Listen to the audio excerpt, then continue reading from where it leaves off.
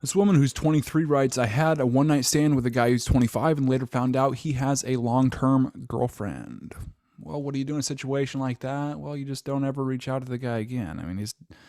Is he really someone you want to continue with? I mean, someone that displays that kind of behavior is probably going to display the same behavior towards you if you ever think that you're going to get in a relationship with him. So it's like, as far as, and then also if you're knowingly, having sex with this other person who has a long-term relationship, it's like, well, what does that say about you?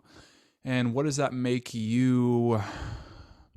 Well, it's like once we cross that barrier, it's often easier to cross that barrier again and again. And so it's like once you know that it's like a long-term, they have a long-term relationship, it's just like, don't do it. Don't live that life, really, Don't live that pattern of that disloyalty, really. Because if you do know and you continue, that is disloyal on your part as well. And it's really going to hurt you down the line. Let's read this post. I wish I could say I swooped in and was the hero of the story and rescued this girl from potentially more years of being disrespected by this man, but I'm pretty sure she saved herself. I read every comment on the last post and weighed up all the options, and I decided I would wait exactly a month and a half so that it was so obvious who I was. So it wasn't so obvious who I was.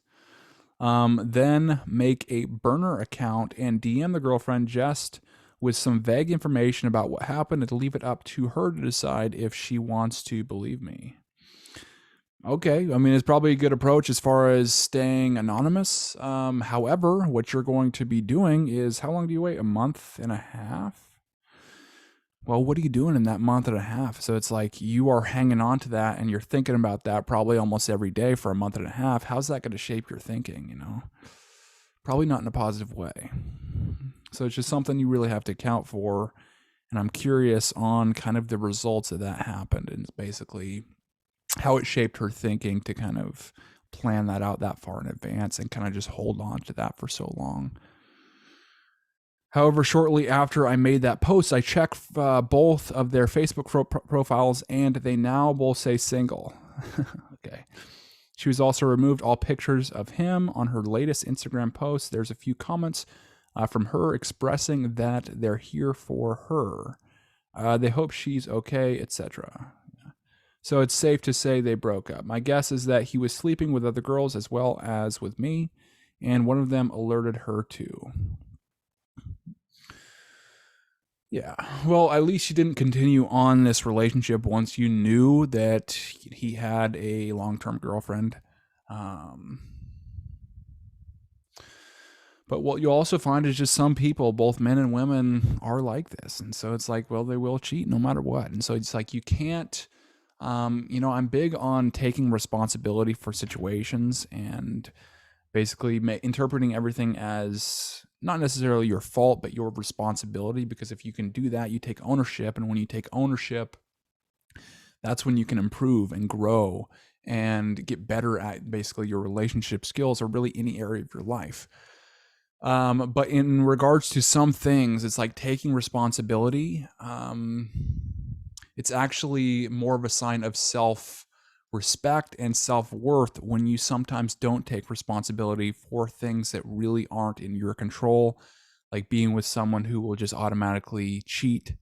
But what you can do is basically you can take that responsibility of, hey, I didn't recognize this, or I did recognize it, or I had these hints, but because I wanted a relationship so much, I just ignored it.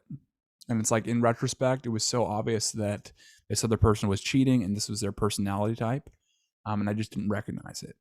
And so every single situation, good or bad, you can learn from.